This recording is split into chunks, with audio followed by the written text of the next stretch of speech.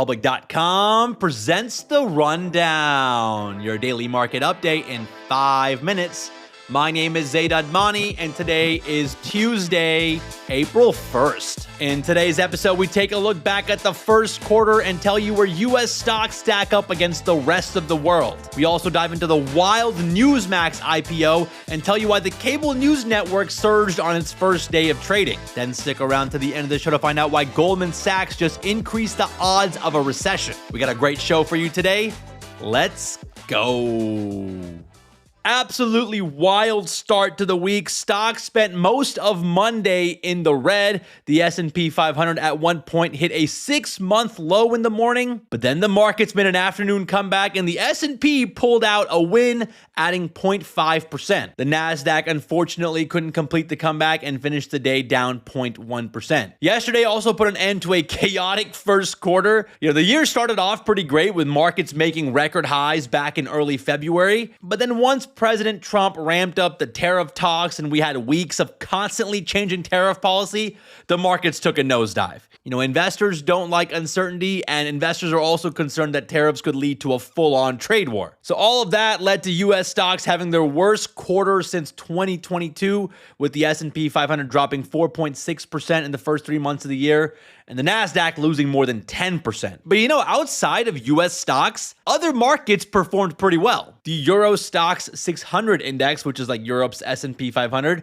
was up 5% in Q1. The UK's FTSE 100 index was up 5% as well. And China's MSCI index was up 16% in the first quarter. So everyone seems to be having a good time right now, except for U.S. stocks. And nobody seems to have an idea on when things are going to turn around, especially with the uncertainty around tariff policy. We might get some clarity tomorrow, April 2nd, where the president is expected to announce widespread reciprocal tariffs. Trump has been talking about this for weeks now, calling it Liberation Day. If these tariffs don't end up being so bad, maybe the markets could rally, or it could also lead to more confusion and send the markets lower. You know what I find kind of funny about the Liberation Day? Trump said he thought about announcing the reciprocal tariffs today, April 1st, but then he said he didn't want to do it on April Fool's Day. He wants everyone to take these tariffs seriously. I guess that makes sense, even though I think at this point, everyone wishes these tariffs were just one big April Fool's Day joke. Let's run through some headlines. Starting with Newsmax. The conservative cable network went public on Monday, and the stock price went up 735%. The company IPO'd at $10, raising $75 million in the process by selling 7.5 million shares. And by the end of the day, the stock was at $83. When was the last time a stock jumped 700% at an IPO? It's funny how everyone thought that the hot IPO right now was going to be the AI company CoreWeave, but no, it's a cable news network. I thought that cable was dead, but I guess there's still a ton of boomers watching cable news. Now, Newsmax has been around for a while. The company was founded back in 1998, but they launched the cable news channel back in 2014. And in just 11 years, the company now claims to be the 4th most watched news channel behind Fox News, MSNBC, and CNN. Now, they still have a long way to go before they start putting up Fox News numbers. According to Nielsen's, Newsmax averages around 309,000 primetime viewers. Fox News, on the other hand, averages 3.1 million primetime viewers, so that's more than 10x the audience that Newsmax has. But despite that, the company is now valued at over $10 billion, and the stock keeps climbing. It's currently up another 40% this morning. So we'll see how long this rally goes. The company's financial numbers are kind of a mixed bag. They generated around $80 million in revenue for the first half of 2024, which is up 35% from the same time in 2023, but they lost $55 million in the process. So I wouldn't really call that eye-popping numbers. I guess that's what makes the markets interesting, right? Everyone thinks that an AI company is going to be the hot IPO. Turns out the market wants to invest in a cable news network. If you want to learn more about the company, check them out on the Public app under ticker symbol NMAX. Let's shift gears and talk about OpenAI, probably the only company right now hotter than Newsmax. The company just closed a $40 billion funding round, the most ever raised by a private company. And 3/4 of that $40 billion is coming from SoftBank, which makes me kind of nervous about the whole AI space now. The remaining 25% is coming from a basket of investors, including Microsoft, Thrive Capital, Coty Management, and Altimeter Capital. This new funding round values OpenAI at $300 billion. If OpenAI was a publicly traded company, they would be the 27th largest company in the S&P 500, putting them right in between Coca-Cola and Chevron. In fact, there's only one private company right now worth more than OpenAI. That would be Elon Musk's SpaceX. Their most recent valuation was at $350 billion.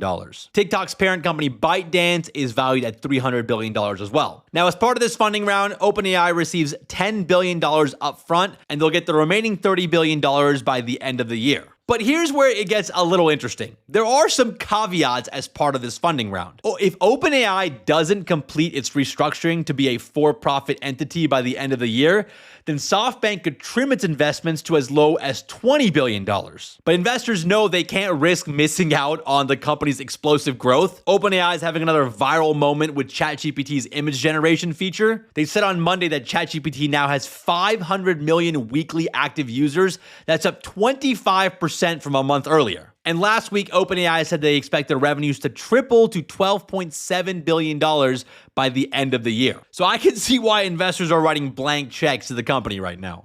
Let's talk about some stocks making moves today. Shake Shack stock is up this morning after the burger joint received an upgrade from Loop Capital with a price target of $127. Shake Shack stock is down 33% this year, currently trading at $88 a share, and Loop Capital thinks it's a good time to buy the dip because they believe Shake Shack will outperform expectations. As a result, shares of Shake Shack are up more than 4% this morning on this upgrade. Now, on the flip side, shares of Johnson & Johnson are down this morning after the healthcare giant failed to settle a lawsuit backed by thousands of women who were diagnosed with ovarian cancer after using its baby and talcum powders. The settlement offer, which was denied by a court judge, stood at $10 billion. So I guess Johnson & Johnson's going to have to boost that number up. And as a result, shares of J&J are down nearly 4% this morning on this news. Let's wrap the show with a fun fact. Goldman Sachs just raised its recession odds for the next 12 months to 35%. And the reason for the hike is tariffs. Goldman believes that tariffs will hurt economic growth and cause both inflation and unemployment to rise. Goldman's forecast calls for GDP to grow by 1% in 2025, while the bank expects unemployment to reach 4.5% by the end of the year. Now, just because banks on Wall Street are expecting a recession doesn't mean that it's going to happen. Remember back in 2022, every bank was certain there was going to be a recession, and we never got one. In fact, we had back-to-back years in 2023 and 2024 where the stock market went up 20+% with strong economic growth. So the same thing could happen this time, but there is a lot more uncertainty right now because of the tariffs. Well, all right, guys, that's the rundown for today. Hope you guys enjoyed today's episode. If you did and you have like 12 extra seconds, consider giving us a 5-star rating on Apple or Spotify. If you're listening on Spotify, don't forget to vote in today's Spotify poll. Leave us a comment on Spotify. All that engagement really does help us out, and it helps other people find the show. Thank you guys so much for listening. Shout out to Mike and Connor for all the help behind the scenes, and we'll see you guys back here tomorrow. This is The Rundown, your real-time resource for news, events, and trends in the markets. All views presented in the show reflect the opinions of the guests. You should not take any mention of a publicly traded security as recommendation to buy, sell, or hold that security. Rundown guests are not financial advisors and are not affiliated with Public Holdings or its subsidiaries. You should make your own financial and investment decisions or consult respected professionals. Learn more at public.com disclosures. In partnership with Zaid Admani, brokerage services for U.S. listed, registered securities are offered by Open to the Public Investing Incorporated, member FINRA and SIPC.